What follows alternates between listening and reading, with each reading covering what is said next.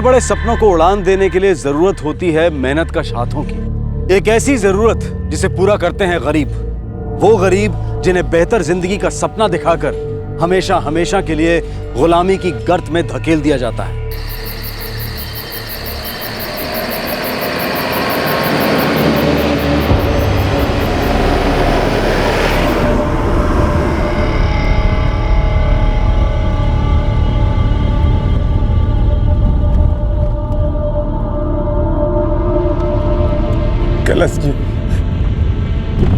कैलाश जी हमें छोड़ दीजिए। हम पे दया करो, हमको गांव जाने दो कैलाश जी।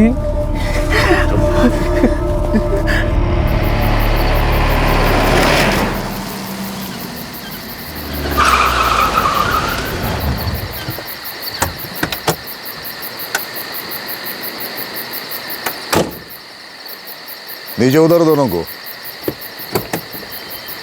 चल उतर उतर।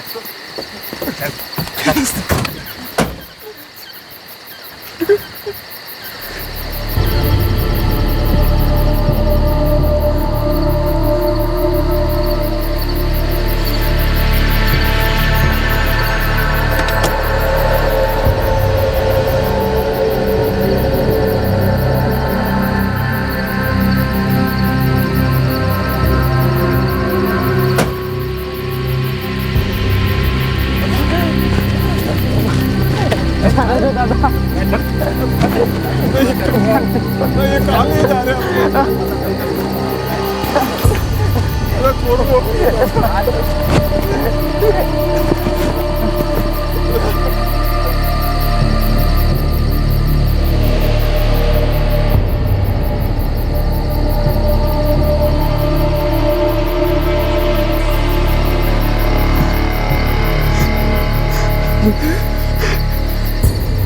देबो, रमन, आज के बाद तुम दोनों कभी किसी के लिए कोई काम नहीं कर पाओगे। रमन, पत्थर पे दायां हाथ रख अपना। नहीं कैलाश जी, जाने दीजिए, दया करो हम पर, हम आपके सारे पैसे लौटा देंगे। पत्थर पर हाथ रख अपना। जाने दीजिए, हमें माफ कर दीजिए कैलाश जी। चुप, दोनों के दोनों चुप। पत्थर पे हाथ रखने तो सर काट दूंगा। चल।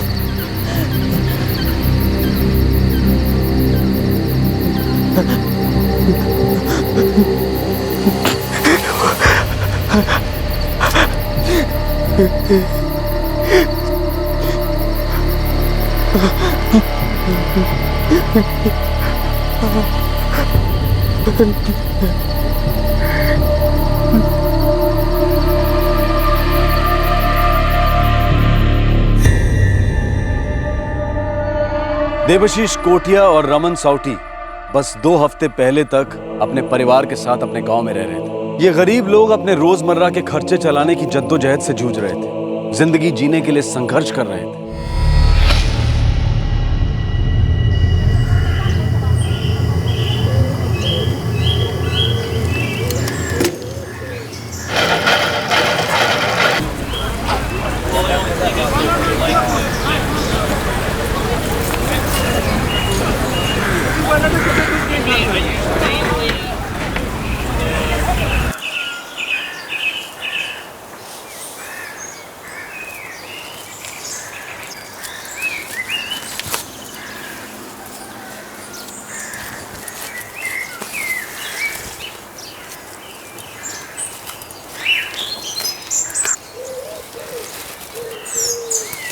रमन, ये जो रस्सी तैयार हो गई है ना, इसे बाजार में बेच के आ। पापा पहले ये बोरी खत्म कर लें। ना बेटा, पहले रस्सियाँ बेच के आ और चावल लेते आना। तुम्हारी माँ कह रही थी कि चावल खत्म हो गया है। काका, काका, काकी, आपका माँ का फोन आया था गांव से। कौन है ना प्रणव? सब ठीक अच्छी तो? बहुत बीमार है वो तो बिस्तर से उठ भी नहीं पा रही है। बोल रही थी कि रोमन को उनके पास भेज देगा तो अच्छा रहेगा। मेरे फ़ोन नंबर पे फ़ोन क्यों नहीं की? वो बोला आपका फ़ोन नहीं लग रहा है।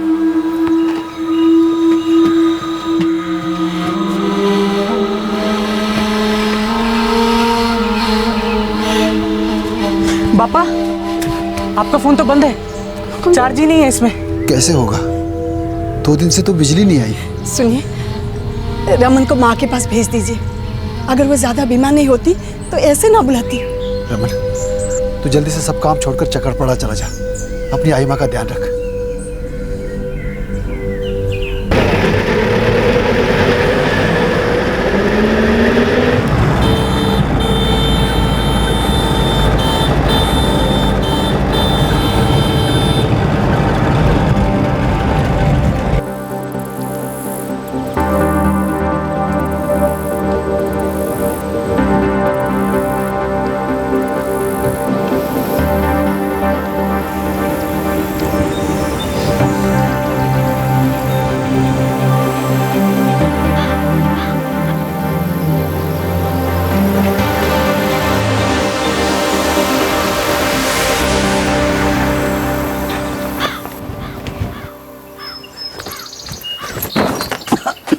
आइमा,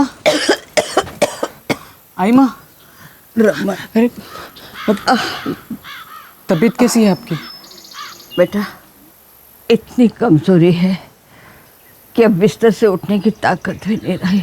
अब मैं आ गया हूँ, मैं आपका ख्याल रखूँगा। रमन, मैं पानी लेके आया।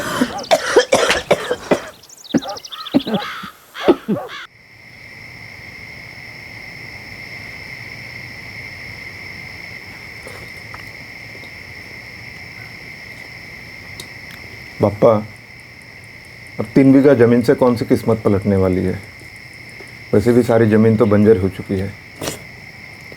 जैसा तू ठीक समझे वैसा कर बेटा। हम दोनों तो बूढ़े हो गए, हमारी ज़िंदगी कट गई जैसे तैसे। तेरे और उर्वशी के आगे सारी उम्र पड़ी है। विकास का भी देखना है तुम लोगों को।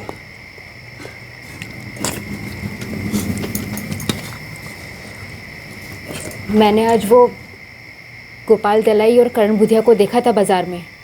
वो लोग संपत दामनी और कुछ दूसरे लोगों से बात कर रहे थे। ये उनके पास कोई काम वाम है क्या? नहीं, ये तो नहीं पता। संपत, ए संपत, क्या हुआ देवू? उर्वशी बता रही थी कि ये गोपाल दलाई और करण बुधिया गांव आए हुए हैं। तुम लोगों से कुछ बातचीत कर रहे थे। आए तो हैं, और आज दोपहर में हम सबको फिर से बाजार में बुलाया है। कोई काम वाम है क्या उनके पास? बोल तो रहे थे काम है, बोल रहे थे मजदूर चाहिए, और पूछ रहे थे किस किस को उनके साथ आना है। दोपहर कितने बजे? 2 बजे हम सबको बुलाया है। और पता है रमन, थोड़ा पैसा तो काम करने से पहले भी देते हैं। करण और गोपाल तो कह रहे थे कि इतना पैसा मिलेगा जितना यहाँ कमाने का सोच भी नहीं सकते। पर चिराग दादा, ये मजदूरी का काम है कहाँ पे? ये तो पता नहीं, पर हाँ, आज दोपहर 2 बजे सबको बुलाया है। अगर काम बहुत दूर है तो मुझे नहीं जमेगा दादा। आइमा बीमार है, और ऊपर से माँ बापा का भी तो ख्याल रखना है। तो एक बार आकर देख ले रमन, अगर ठीक लगे तो ले लेना काम। ठीक है, मैं आऊँ। प्रशासन बड़े शहरों की तरक्की में इतना व्यस्त है कि उनके नक्शे पर छोटे छोटे गांव नजर भी नहीं आते। वो छोटे गांव जहां रोजमर्रा की जिंदगी एक कड़ा संघर्ष है, जहां बसे लोगों की इच्छाएं अरमानों को पूरा करने का ख्याल भी किसी को नहीं आता है। यहां तक कि खास उनके लिए ही बनाई गई सरकारी वेलफेयर स्कीम्स यानी कि जन कल्याण योजनाएं उन तक ही नहीं पहुंच पाती है। इन गांव में बेहतर जिंदगी, बेहतर भविष्य का मतलब आगे की सोच नहीं, बल्कि मौजूदा हालात से बाहर निकलना ही है। और इनके ऐसे हालात का फायदा उठाते हैं वो लोग जो इन्हें झूठी आशा दिखाकर जानवरों की तरह गुलाम बनाकर बेच देते हैं। हाँ, मेहनत का काम है, पर काम बहुत अच्छा है, और पैसे इतने जितना कभी यहाँ तुम्हें मिल ही नहीं सकता। और एक बार काम लग गया ना तो काम काम को खींचता है। अरे दूसरा काम भी झटपट मिल जाएगा। बहुत काम है वहाँ पे। यहाँ जैसा नहीं है, कमाने को भी खूब मिलेगा और पैसे घर भी भेज पाओगे। लेकिन गोपाल दादा, ये काम है कहाँ? अरे यहीं अपने पास में, रायपुर में। बहुत बड़ा शहर है वो। पर दादा, रायपुर तो बहुत दूर है ना? अरे कहाँ दूर है, बस कुछ ही घंटों का तो रास्ता है। जब मन किया घर आ जाना, और जब मन किया तो काम पे वापस लौट जाना। मौका बहुत अच्छा है, लपक लो। अभी कुछ लोगों की जरूरत है। भाग खुल जाएंगे तुम लोगों के। मैं और करण पास के गांव के हैं, इसीलिए तुम लोगों को ये मौका दे रहे हैं, वरना तुम लोगों को तो पता ही है कि नौकरी की आस में कितने लोग बैठे हुए हैं। काम क्या करना होगा वहाँ? ईंट की भट्टी में काम है, दिन रात काम चलता रहता है वहाँ पे। अब मजदूरों की जरूरत तो पड़ती रहती है ना, इसलिए कभी भी काम की मंदी नहीं रहेगी।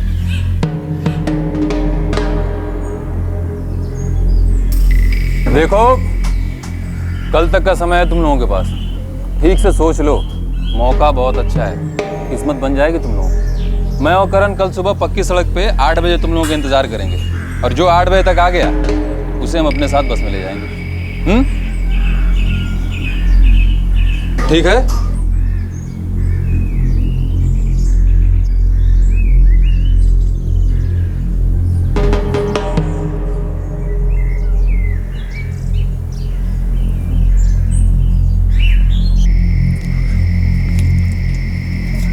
तुझे ठीक लगे तो ज़रूर जा देबू। हम दोनों तो चाहेंगे कि तुम लोगों को हमसे अच्छे दिन देखने को मिले। काम क्या होगा देबू? पक्का पता नहीं माँ, पर वो लोग कह रहे थे कि ईंट की भट्टी पे मजदूरी का काम है। मैं भी चलूँगी तुम्हारे साथ। बहुत मेहनत का काम है उर्वशी। और भी तो औरतें जा रही है ना, मैं कर लूँगी काम। उर्वशी को भी ले जा देबू, तेरा ध्यान रखेगी।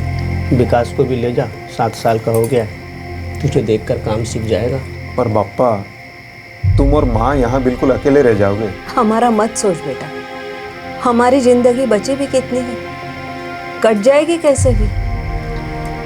तुम लोग जाओ, अपनी जिंदगी बनाओ।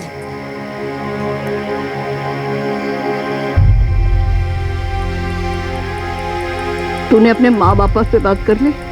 नहीं आई माँ, पापा का ना फ़ोन ही नहीं लग रहा है, शायद उनका फ़ोन ना चार्ज नहीं होगा। तो मेरा ध्यान रखने के लिए आया था, अब काम के लिए गांव से इतने दूर जा रहा है। आई माँ, काम अच्छा हुआ तो हम सबकी हालत थोड़ी सुधरेगी, आपकी दवाइयों का खर्च भी निकल जाएगा। अभी तो इतनी महंगी दवाइयाँ हम खरीद ही नहीं सकते, और यहाँ पड़े पड़े क्या करूँगा, कहाँ से लाऊंगा आपकी दवाइयाँ? जैसा तू ठीक समझे, अपना ध्यान रखना।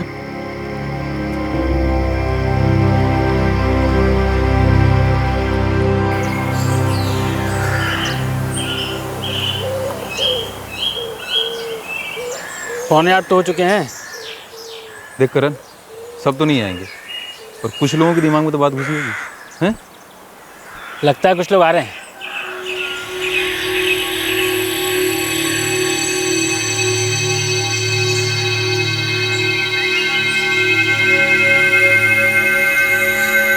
देखा?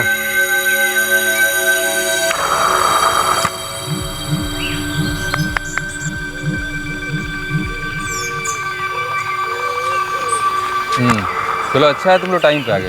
अभी देखो बस आने वाली है, उसमें बैठेंगे फिर निकल जाएंगे, हैं? चलो किनारे आ जाओ।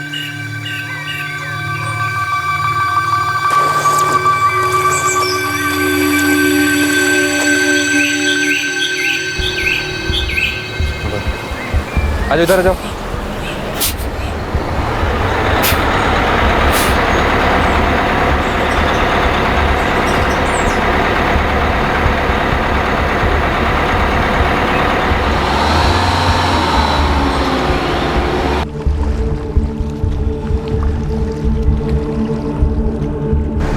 हेलो, हाँ 10 लोग हैं और एक बच्चा भी है। अच्छा ठीक है, ठीक है, ठीक है, ठीक है।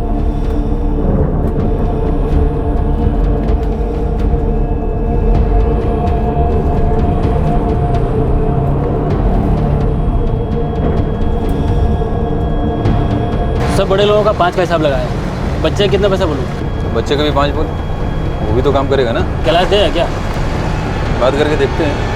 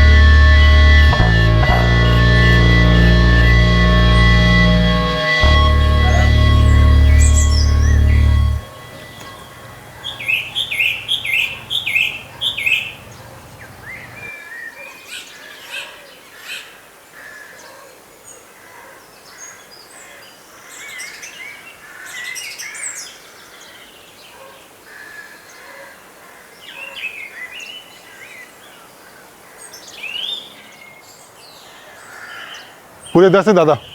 अरे दादा एक बच्चा भी है। उठो उठो उठो उठो। अरे ये तो छोटा है, काम करेगा क्या? क्या बात कर रहे हैं दादा, एक बार लोगे तो काम तो करेगा ही ना।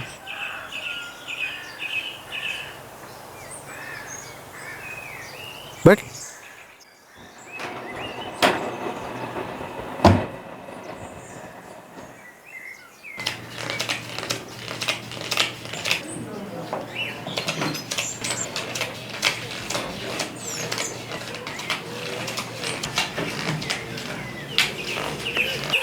अरे उसको भी दे।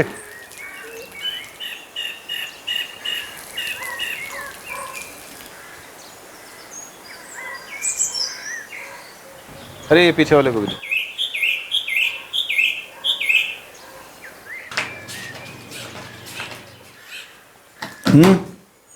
हर मजदूर के 20,000 रुपये है, कुल मिला के 2,20,000। ठीक है कैलाश दादा। काम अगले हफ्ते शुरू होगा।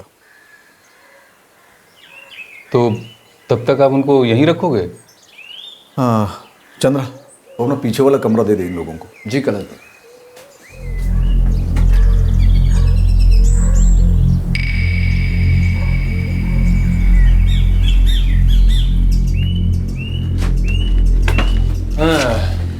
अच्छी खबर है, अगले हफ्ते से काम शुरू हो जाएगा। अगले हफ्ते से?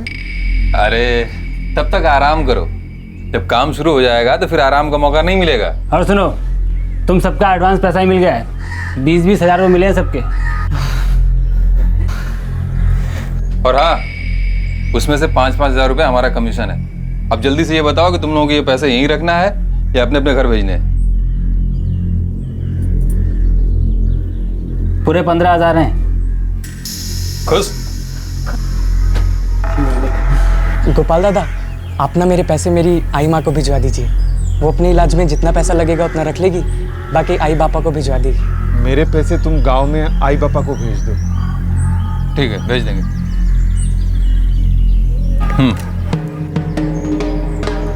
इतने पैसे देखकर वो सब खुश हो गए थे, लेकिन उन्हें यह नहीं बताया गया था कि इन पैसों के लिए उन्हें कितने दिन कितने महीने काम करना है। यह भी नहीं पता था कि काम क्या है। उन्हें सिर्फ इतना कहा गया था कि यह एडवांस है, पर उन्हें यह नहीं पता था कि इन रुपयों के बदले में उनकी जिंदगी खरीदी जा चुकी थी। वो सब अब बंधुआ मजदूर थे। उन्हें नहीं पता था कि अब उन्हें कहीं भी कैसे भी इस्तेमाल किया जा सकता था।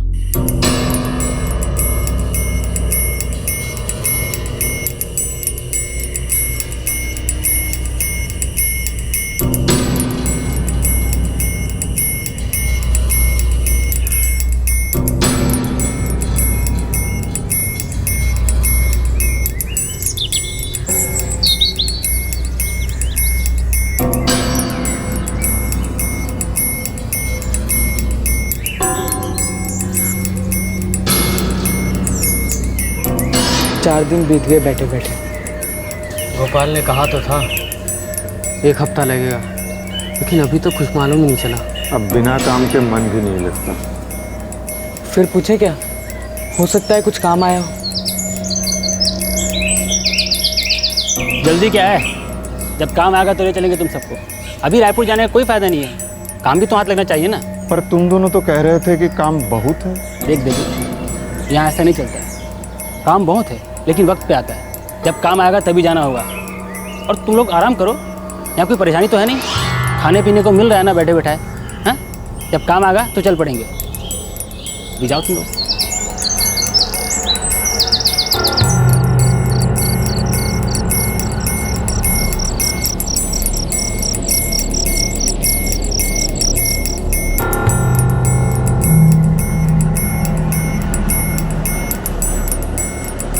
चलो आओ, जल्दी करो, बैठो इधर, फटाफट आओ, चलो बैठो इधर, आओ फटाफट। ए भाई सरक ना अंदर, चलो चलो चलो चलो।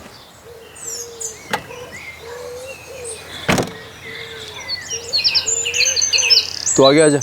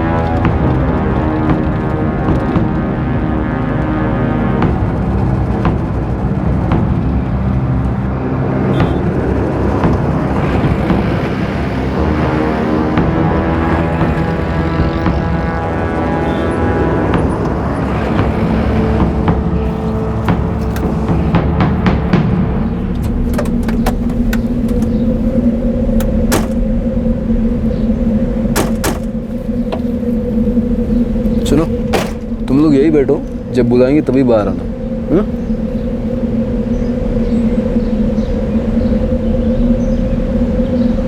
माँ, हम यहाँ काम करेंगे? अच्छा है, मुझे ईंटों से खेलना है। चुप कर विकास, हम यहाँ तेरे खेल कूद के लिए नहीं, काम के लिए आए हैं बेटा।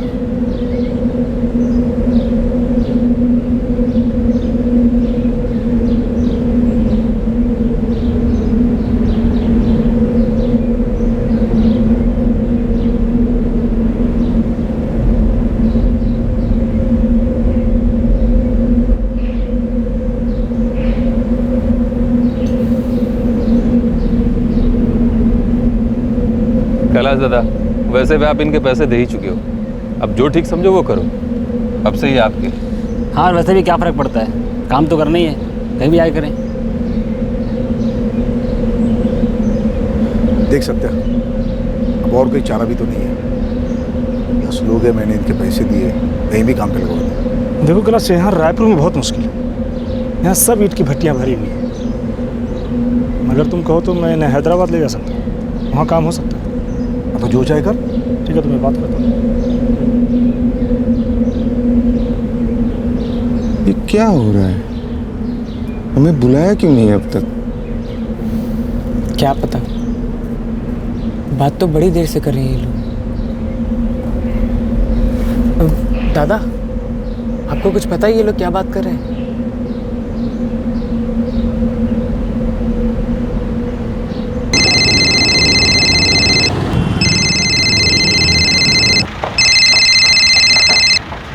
हाँ सत्या, बोल, क्या हाल चाल है? सब ठीक है अभिजीत। अरे सुनो, मेरे पास यहाँ 10 मजदूर हैं, कोई काम है हैदराबाद में? हाँ हाँ, लेके तो आ यार, यहाँ कंस्ट्रक्शन का बहुत काम चालू है, कहीं ना कहीं फिट कर देंगे। ठीक है, ले आता हूँ, लेकिन सबके 25-25 हज़ार लगेंगे। लेके तो आ यार, आदमी देख के सौदा करेंगे। ठीक है, तो फिर मैं आज ही निकलता हूँ, परसों तक पहुँचता हूँ। ठीक है,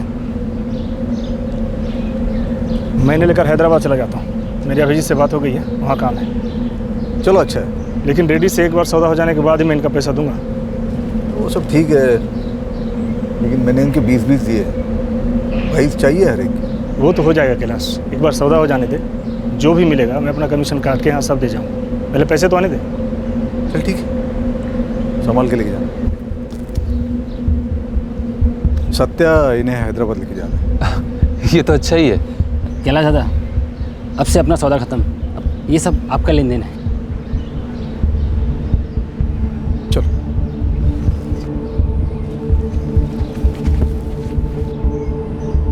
सुनो, ये सत्या बिस्वाल है, नमस्ते बोलो। नमस्ते। नमस्ते।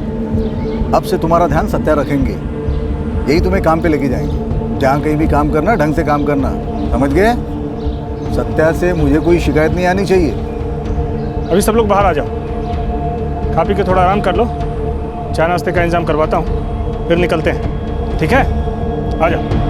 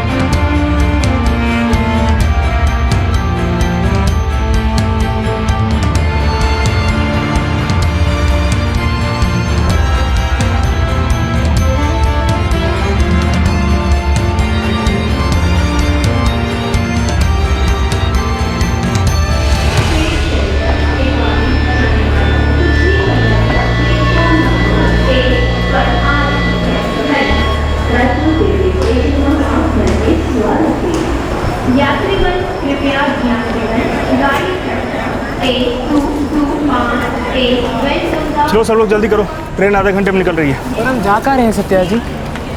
काम करने। और कहाँ जाएंगे? पर कहाँ? हैदराबाद।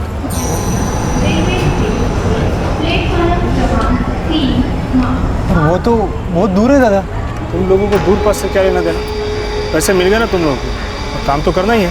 पर हमें तो कहा गया था कि हमें काम रायपुर में मिलेगा। हमारा गांव चक्रापरा यहाँ से पास पड़ता है। तुम लोग को यहाँ पे काम के लिए लाया गया। काम कहाँ करना है तुम लोग ने बताओ। चुपचाप चलो ट्रेन में बैठ जाओ। छोड़ो ये दूर पास करना छोड़ा के, जल्दी करो।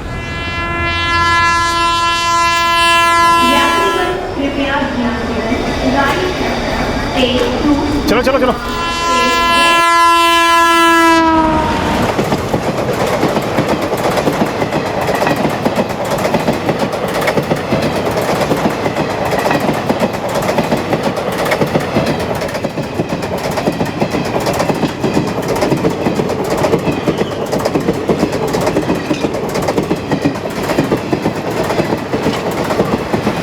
मैं हैदराबाद नहीं जा सकता, वो तो बहुत दूर है।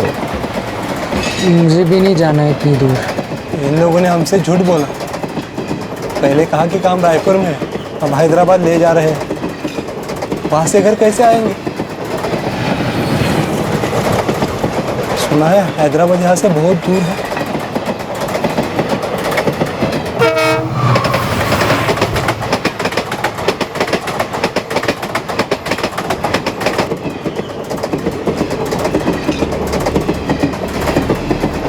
अपनी मुश्किलों भरी जिंदगी से बाहर निकलने का जो रास्ता इन लोगों ने लाचारी में चुना था, वो रास्ता इन्हें उन लोगों के पास लेकर आया था जिनके लिए ये महज एक सौदे का सामान थे, जिसे वो लोग कभी भी कहीं भी ले जा सकते थे, क्योंकि वो लोग इन्हें खरीद चुके थे। कुछ याद आया आपको राजाओं और गुलामों के समय के बारे में? लेकिन इन गरीब लोगों के अंदर भी जज्बात थे। एक डर था कि काम देने की आड़ में इन्हें अपने गांव, अपने घर से कहीं दूर ले जाया जा रहा था। वो समझ चुके थे कि वो फंस चुके हैं। अब उन्हें लगने लगा था कि इस हालात से बाहर निकलने के लिए उन्हें कोई रास्ता ढूंढना होगा।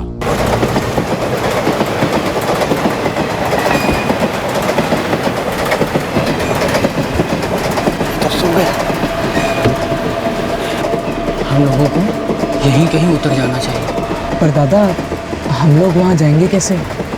हम लोगों को रायपुर से रास्ता पता है, बस कैसे भी हमें रायपुर पहुँचना है। वहाँ से हम चक्करपाड़ा पहुँच जाएंगे। तुम लोग बताओ क्या करना है? आगे चलना है या निकलना है यहाँ से?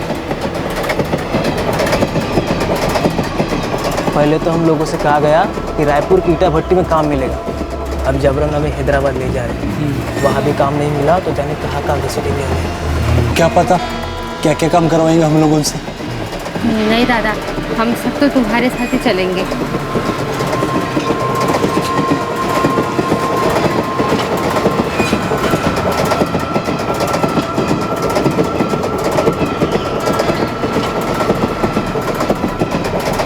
हमें चुपचाप जो भी अगला स्टेशन आएगा वहाँ उतरना होगा, फिर वहाँ से कैसे भी करके हम घर लौट सकते हैं।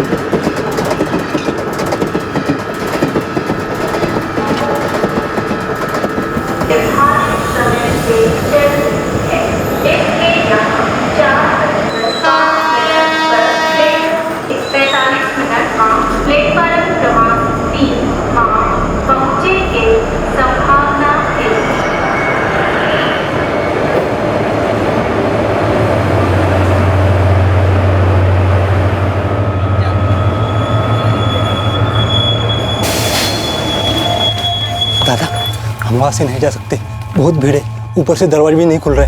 हमें यहाँ से जाना पड़ेगा। मैं ये दरवाजा खुलता कि नहीं देखता हूँ।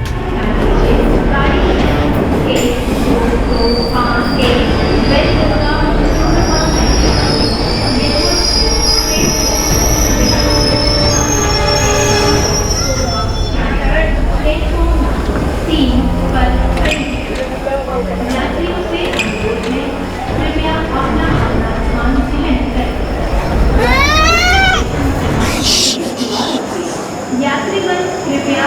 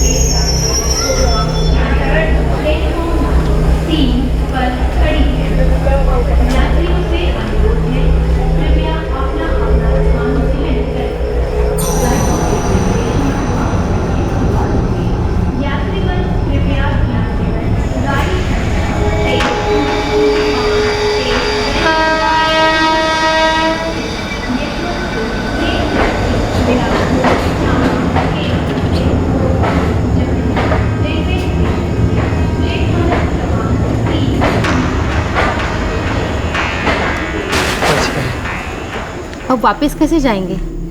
मैं तो कहता हूँ हम लोगों को अलग अलग जाना चाहिए। कुछ लोग बस से चलो, कुछ लोग ट्रेन से। हाँ ये ठीक रहेगा। अलग अलग जाएंगे तो पकड़ जाने का डर नहीं रहेगा। दामिनी, पूनम और राधिका, तुम लोग मेरे साथ चलो। जो भी अगली बस रायपुर जाएगी वो हम पकड़ लेंगे। मैं आदिनाथ और मकरंद के साथ पैदल निकलता हूँ। जहाँ तक हो सकेगा हम लोग चलेंगे। और देबू, तू उर्वशी और विकास के साथ वहाँ पर रायपुर निकल, ठीक है? जब यहाँ तक ट्रेन आई है तो वापसी की भी ज़रूर होगी। हाँ, मैं इनके साथ रुकता हूँ संपर्क भैया।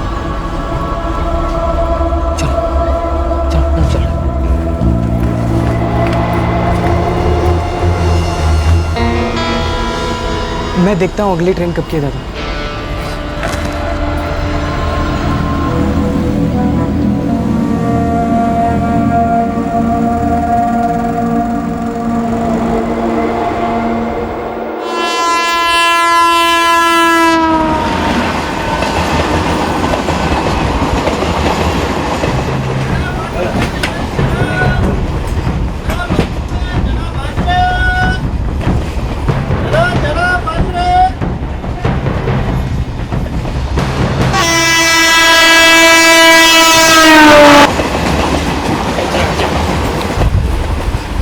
कहाँ जा रहे हैं पापा? हम घर वापस लौट रहे हैं बेटे। क्यों? इतनी बत्ती पे नहीं जाएंगे क्या? चुप कर विकास।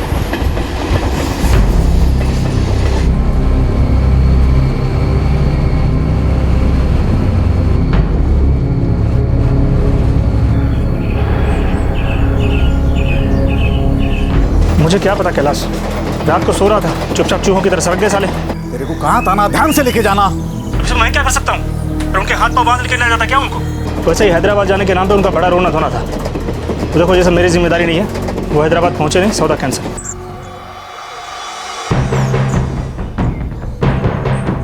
इतनी बड़ी रकम पानी में चली गई।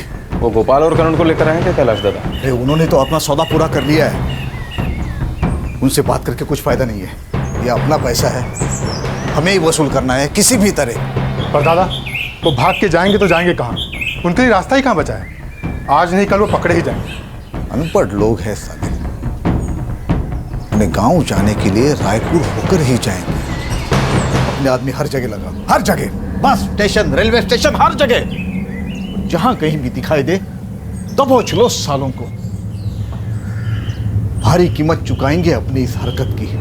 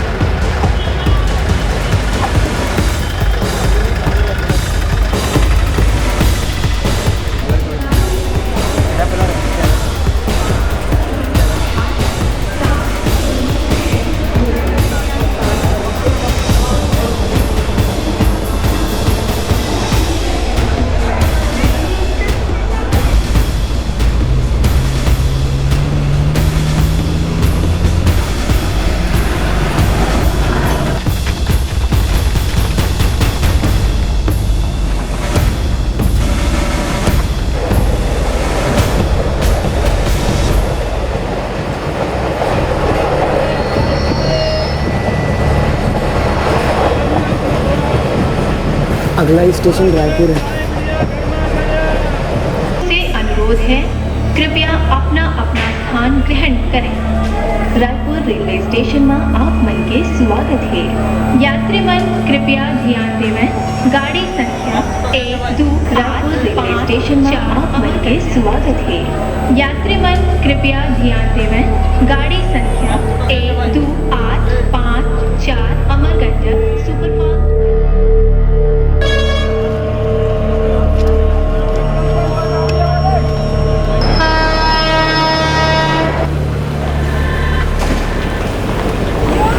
रेलवे स्टेशन में आपका स्वागत है। कृपया ध्यान दीजिए, गाड़ी संख्या 1-2 8 5 4 सुपरफास्ट एक्सप्रेस भोपाल से चंडीगढ़ जाने वाली प्लेटफॉर्म नंबर 1 पर खड़ी है। यात्रियों से अनुरोध है, कृपया अपना अपना स्थान ग्रहण करें।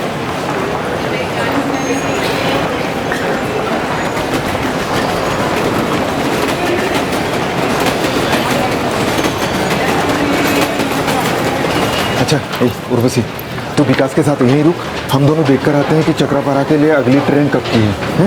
नहीं तो बस लेनी पड़ेगी। थोड़ा जल्दी आना, मुझे बड़ी घबराहट हो रही है। अरे तू डर मत, हम लौटते हैं अभी। चल।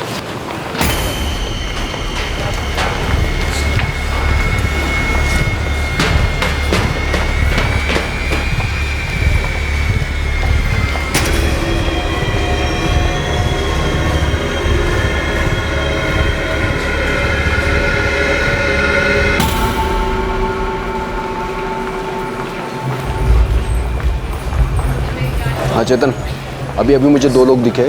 तू भाग के प्लेटफॉर्म नंबर 2 के किनारे पे आ जा, यही घेर लेते हैं सालों को।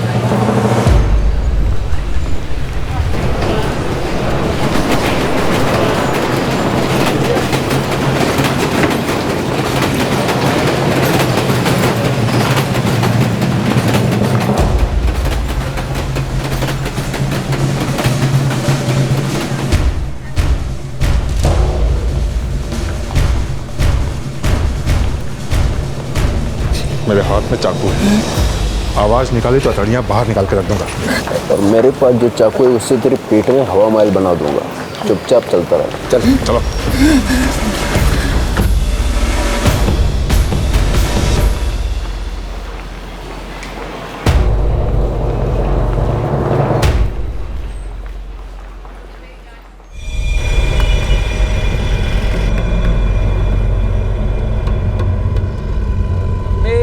सच में नहीं पता वो लोग कहाँ हैं दादा। हम लोग अलग अलग रास्ते से गांव के लिए निकले थे। हमें तो ये भी नहीं मालूम था कि हम कौन से स्टेशन पे उतर गए। ये सुन लो तुम दोनों, अगर बाकी लोग हाथ नहीं आए ना तो ये छुरी बात करेगी तुमसे। इसलिए सीधे बता दो बाकी सब कहाँ हैं।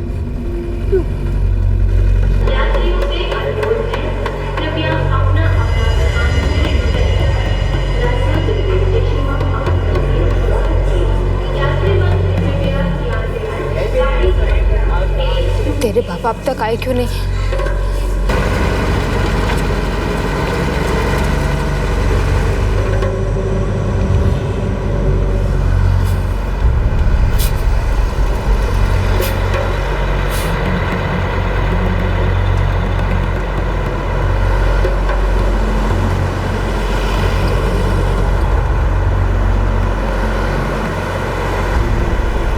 यही रुकते हैं, कोई ना कोई तो बस आएगी। शायद कोई बस हमें चक्रापाड़ा तक ले जाए।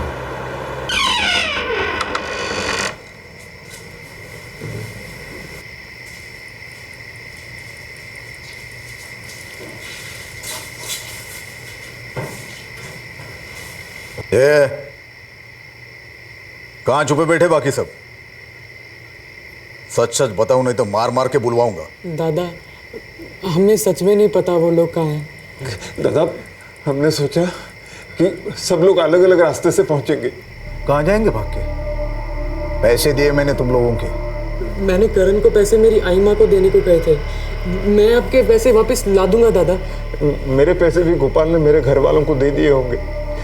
हम आपके एक एक पाई चुकता कर देंगे कैलाश दादा। हमको जाने दीजिए दादा, हम आपकी एक एक पाई लौटा देंगे दादा। वो तो तुम लौटाओगे ही। और जब तक सब लोग नहीं मिल जाते तुम दोनों कहीं नहीं जाओगे। और अगर सब लोग ना मिले तो मेरे पैसे मैं तुम दोनों से वसूल करूंगा, समझे? इन दोनों को बंदी रखना, सिर्फ जिंदा रहे इतना ही खाना देना, एक दाना भी ज्यादा नहीं। जी दादा।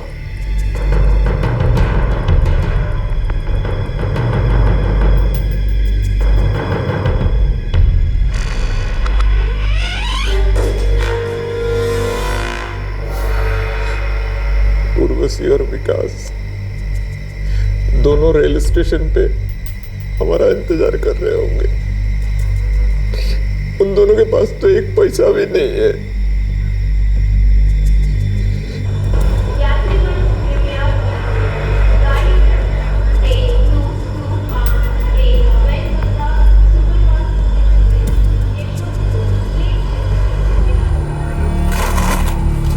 दादा, हाँ बोलिए बहन जी।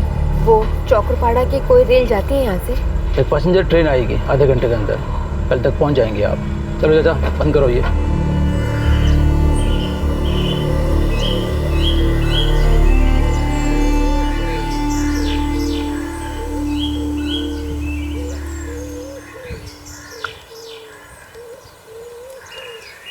अरे चिराग, तू कब लौटा?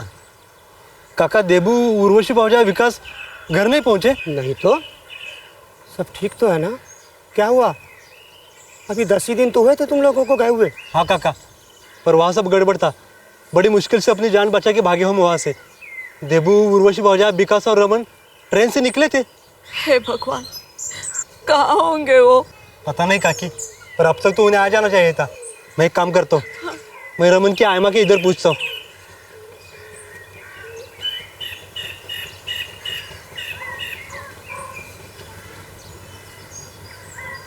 नहीं चिराग बेटा, रमन तो यहाँ नहीं आया।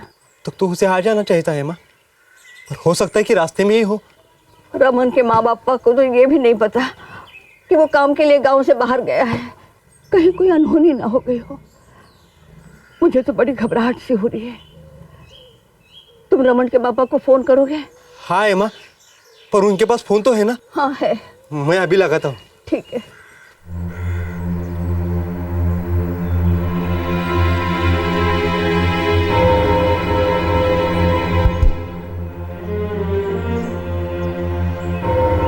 दीबागुड़ा गांव में रमन साउट्री के माता पिता को पता भी नहीं था कि उनका बेटा कहाँ है। उन्हें सिर्फ इतना मालूम था कि कुछ दिन पहले वो चक्रपाड़ा गांव में अपनी बीमार नानी का ध्यान रखने गया था। ठेकेदारों के चंगुल से बच निकले कुछ लोग तो गांव वापस आ चुके थे, पर कुछ लोग अब तक घर नहीं लौटे थे। रमन और देवाशीष पकड़े जा चुके थे और देवाशीष की पत्नी उर्वशी और बेटा विकास अब भी घर लौटने की कोशिश कर रहे थे।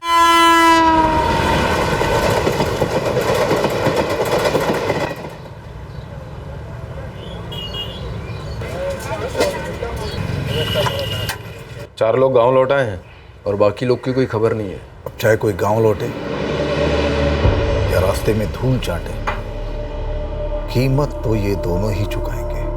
2,20,000, सुना तुमने? अगर मुझे मेरे पैसे नहीं मिले तो मैं तुम दोनों को जिंदा नहीं छोड़ूंगा। पर दादा, हमें तो सिर्फ 15,000 ही मिले थे।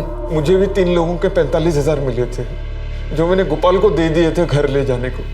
2,20,000 हम कहाँ से लाएंगे दादा? हमें जितना पैसा मिला है हम आपको लौटा देंगे। मुझे एक ही काम है क्या? सबके पीछे पाई पाई बटोरने के लिए भागने का?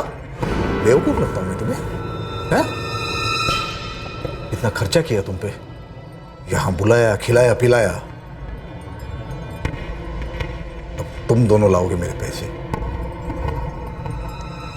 या फिर मरो।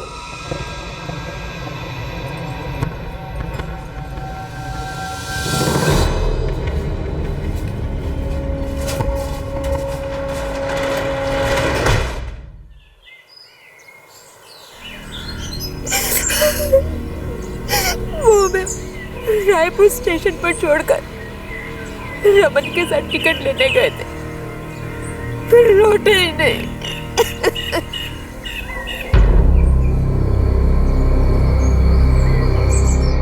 तो वो लोग तुम्हें स्टेशन पे छोड़ के चले गए? वो चाकरपाड़ा जाने वाली ट्रेन का पता करने गए थे, फिर लौटे ही नहीं। हो सकता है कुछ काम मिल गया हो, वहीं पे चले गए होंगे वो लोग। ऐसे कैसे चले जाएंगे साहब? इनको अकेला छोड़ के। साहब ये लोग 10 लोग गए थे गांव से काम के लिए, वहां से वो लोग इनको जबरदस्ती हैदराबाद ले जा रहे थे। अब वहां से भागे हो, मगर इस गांव से तो अपनी मर्जी से गए थे ना। मैं उन लोगों की यहाँ पर लापता होने की शिकायत नहीं लिख सकता। मेरा बेटा किसी हाल में अपनी बीवी और बच्चों को स्टेशन पर छोड़कर नहीं जाएगा साहब। और अगर काम मिल गया होता तो फोन करके बताता ना साहब। फोन है ना साहब मेरे पास। अच्छा ठीक है। जब उन्हें जबरदस्ती हैदराबाद ले जाया जा रहा था तब उसने फोन किया था आपको? उन्होंने हमें बीच रास्ते में ही बताया कि वो हमको हैदराबाद लेकर जा रहे हैं। मैं तुम लोगों की इस तरह की बिना सिर पैर वाली बातों पर शिकायत नहीं लिख सकता। जब तुम्हारा बेटा गया है तो वापस भी अपने आप लौट आएगा। पुलिस के पास और भी बहुत सारे काम होते हैं। चलो निकलो यहाँ से, निकलो।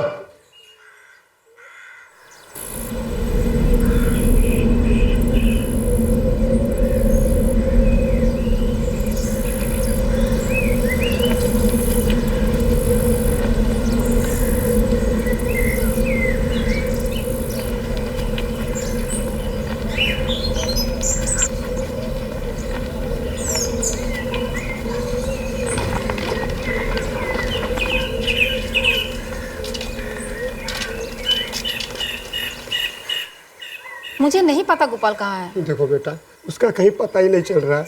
हाँ भाऊजा, देवाशीष और रमन तो रायपुर स्टेशन पर ही थे, पता नहीं वहाँ से कहाँ चले गए। तो मैं क्या करूँ? मैंने कह दिया ना कि गोपाल काम से बाहर गया हुआ है, मुझे नहीं पता वो कहाँ है। वो करण कहाँ रहता है? आप अगले गली में जाओ, वही उसका घर है। चलो। उनका कुछ पता नहीं है, बाहर गए वो। मदद करो बेटी, मेरा बेटा लौटा नहीं है। करण को शायद मालूम होगा वो कहाँ है। मैंने कहा ना आपको, और एक ही बात कितनी बार बोलूं आप लोगों को, मुझे नहीं पता वो कहाँ गए और कब तक लौटेंगे।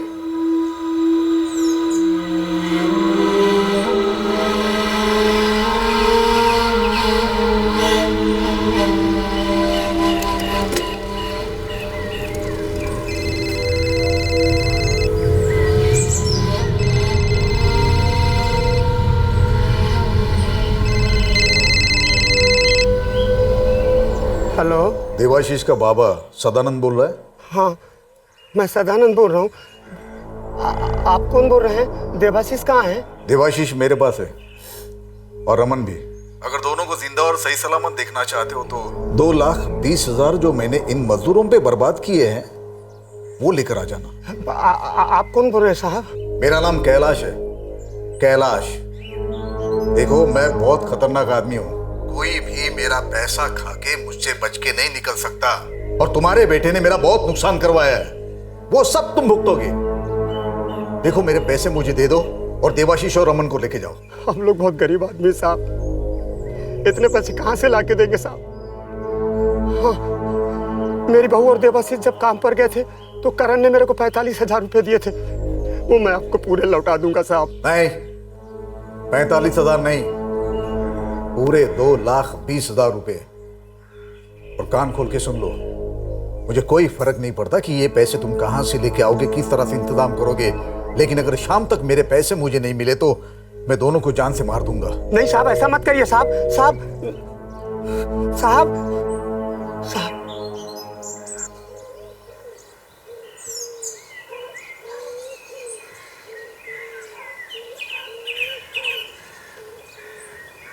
हम तो अपने सारे पैसे लौटा देंगे, पर मकरन, आदिनाथ और संपत पता नहीं ये लोग कहाँ है, अब तक घर नहीं पहुंचे।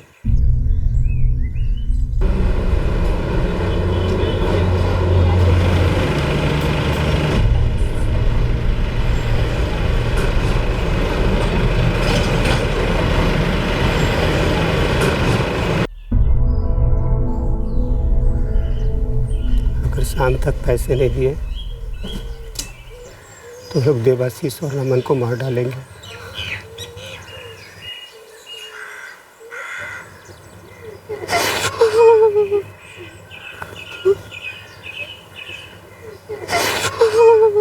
दादा, सुबह से रमन के माँ बाप को फोन लगा रहा हूँ, बंद आ रहा है फोन। ज्यादा चालाक बन रहा है साला।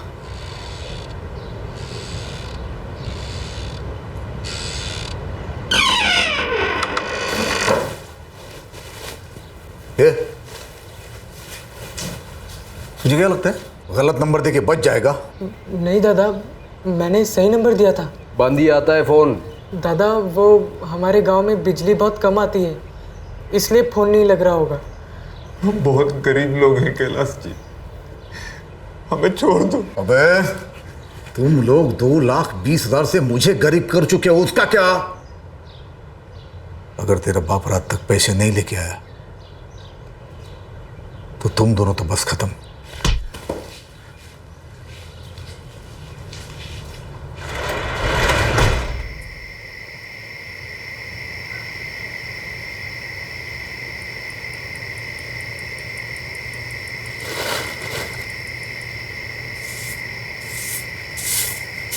कल सुबह ये बाजार में बेच आऊंगा।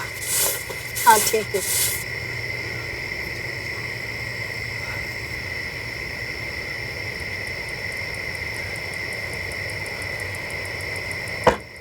देवशीष के पिता इतना पैसा देने की हालत में नहीं थे और रमन के माता पिता उसकी हालत के बारे में जानते नहीं थे। कैलाश को यह बात बर्दाश्त नहीं हो रही थी कि उसके खरीदे हुए मजदूरों ने उसे धोखा दिया था। वो बदला लेना चाहता था। दादा, मुझे नहीं लगता कि ये पैसा वापस आएगा। हाँ दादा, अब बस मान के चलो कि सौदे में नुकसान होना ही होना है। नहीं, इतनी आसानी से मेरा पैसा मैं उन्हें हजम नहीं होने दूंगा। ऐसा सबक सिखाऊंगा, पता चलेगा उन लोगों को मेरा पैसा मारने का नतीजा क्या होता है।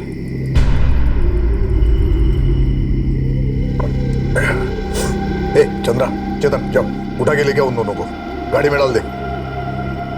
बता दे उन दोनों को कैलाश का पैसा मारने वाले के साथ क्या किया जाता है। जाओ जाओ जाओ। चलो।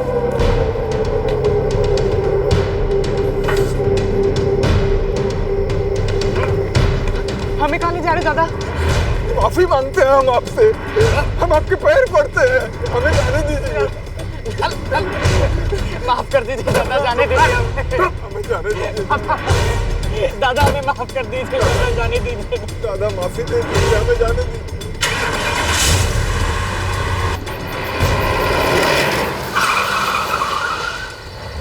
उतार।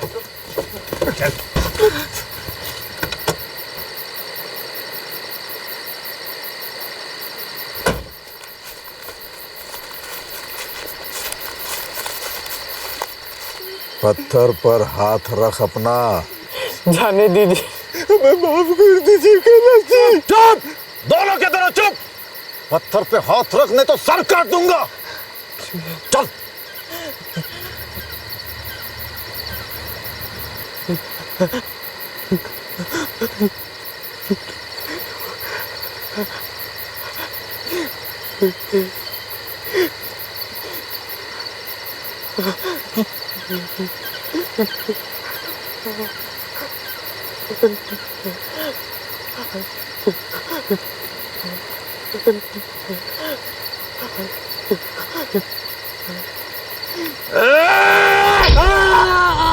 बड़ी ही क्रूरता से रमन और देवशीष की दाईं हथेलियां काट दी गई। पैसे के नुकसान की वजह से गुस्से में पागल हो चुका कैलाश नहीं चाहता था कि वो किसी और के लिए काम कर सके।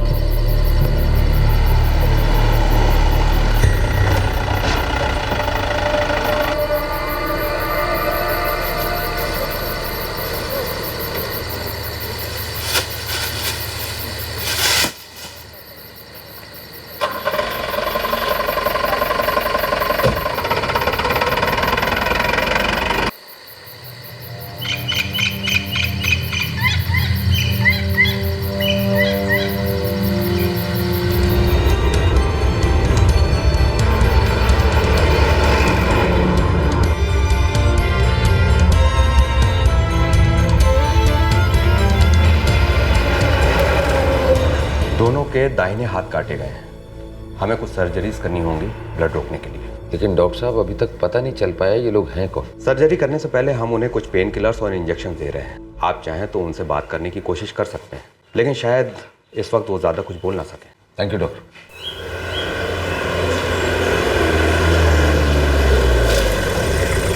ये सदानंद गोटिया का घर किधर है? ये आगे उस तरफ है सर।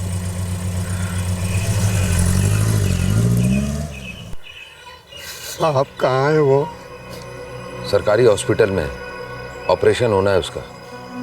क्या बता सकते हैं कि रमन सोती की नानी कहाँ रहती है? देवाशीष सिर्फ उनका नाम ले पाए, रमन को तो अभी तक होश नहीं आया। वो पास ही में रहती है और रमन के माँ बापा देवागुड़ी गांव में।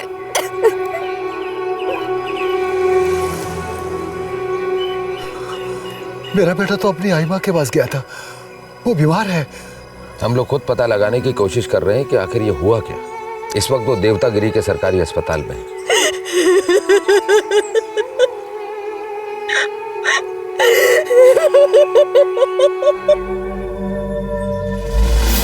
वो हमें पास के एक शहर ले गए थे, कुंडरमल। वहाँ हम सिर्फ गोपाल और करुण को ही जानते थे।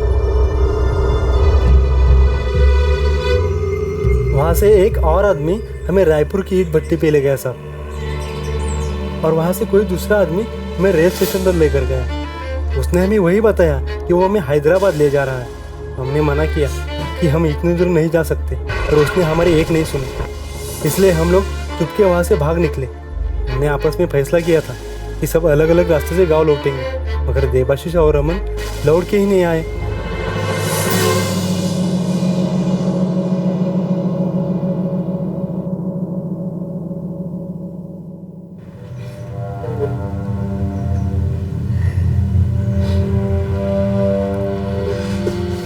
बेटा तुम्हें हमें बताया क्यों नहीं कि तू ऐसे काम के लिए कहीं जा रहा है? मुझे नहीं पता था ये सब हो जाएगा।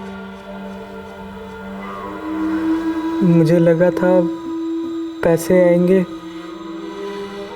हम सबकी मदद हो जाएगी। वो दो लोग थे, जब हम चक्रापाड़ा के लिए ट्रेन की खबर लेने गए तो उन दोनों ने हमें पकड़ लिया। हमें जंगल में ले गए और हमारे हाथ काट दिए।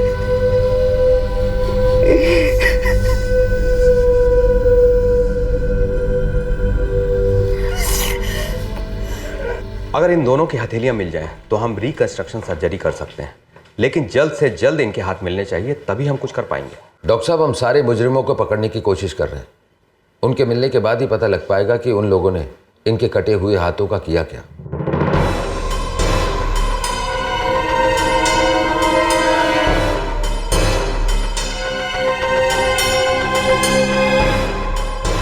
मुझे कुछ नहीं पता है साहब। जब भी वो काम पे जाते हैं अपना फोन बंद ही रखते हैं। कुछ पता लगे तो पुलिस को खबर करो। अगर गोपाल नहीं मिला ना तो बहुत परेशानी होगी तुमको। एक हफ्ते से उनका कोई पता नहीं है साहब। उनका तो मुझे फोन भी नहीं आया। कुछ पता है कहाँ हो सकता है? नहीं साहब, वो मुझे कुछ नहीं बताते।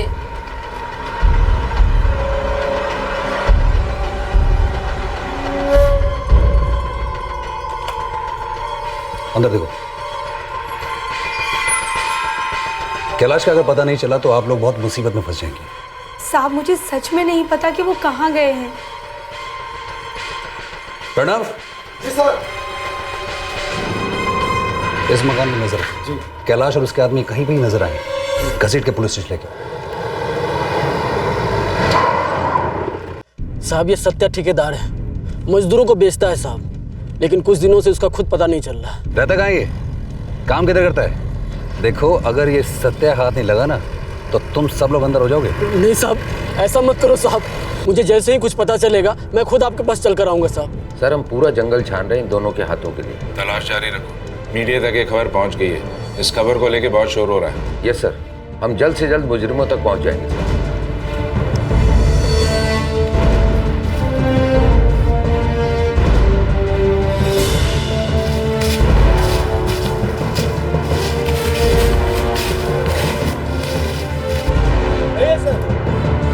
सर।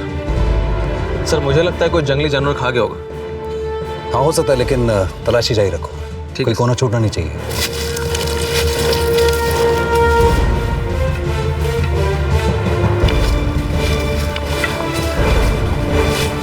वहाँ देखो।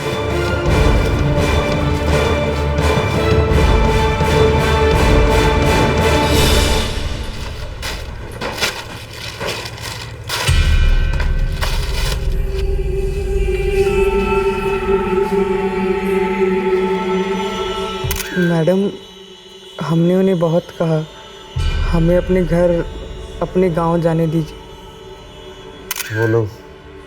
वो लोग हमसे 2,20,000 मांग रहे थे, हम लोग नहीं दे पाए तो पकड़ के हाथ काट दिए। हमने उससे कहा कि हम हैदराबाद नहीं आएंगे, तो वो नहीं माना, वो हमें ज़बरदस्ती वहाँ ले जा रहा था।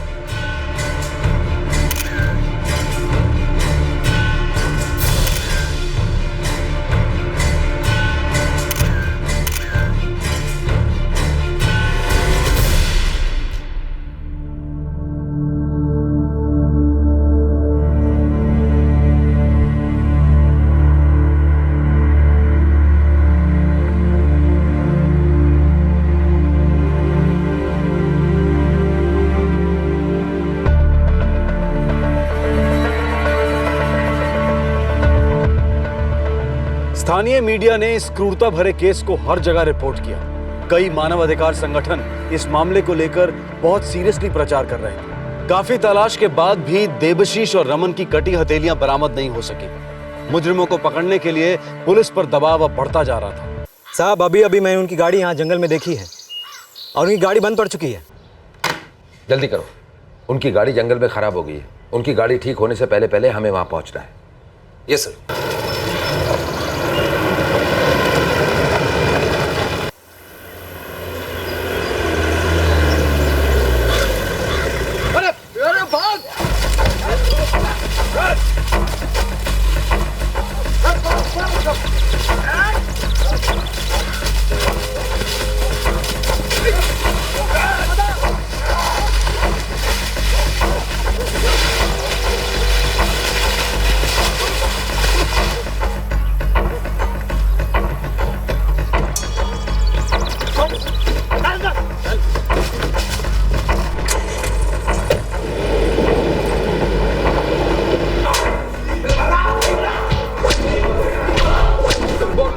कैलाश से पुलिस को गोपाल और करण के ठिकानों का पता चलता है।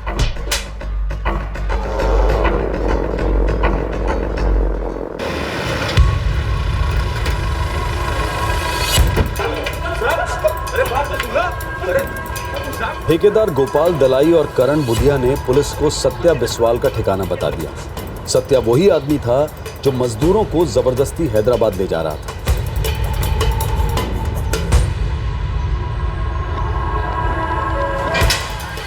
ठेकेदारों के माफिया की ये आखिरी कड़ी भी अब पुलिस के पास थी। सर, ये अलग अलग राज्यों के गांव से गरीब लोगों को बरगला के लाते हैं और बंधुआ मजदूरी में झोंक देते हैं और अपना कमीशन कमाते हैं। जाहिर है ये अकेला केस नहीं है, ये माफिया इस काम में काफी समय से लगा होगा। सर, हमारे पास में सारी डिटेल्स है और हम पता लगा चुके हैं ये कहाँ और किस किस को सप्लाई कर रहे हैं। मुझे इस केस की सारी डिटेल रिपोर्ट चाहिए, कलेक्टर ऑफिस भेजनी है। सुप्रीम कोर्ट ने भी रमन और देवाशीष मजदूर के केस को सुओ मोटो नोटिस लिया है। सर,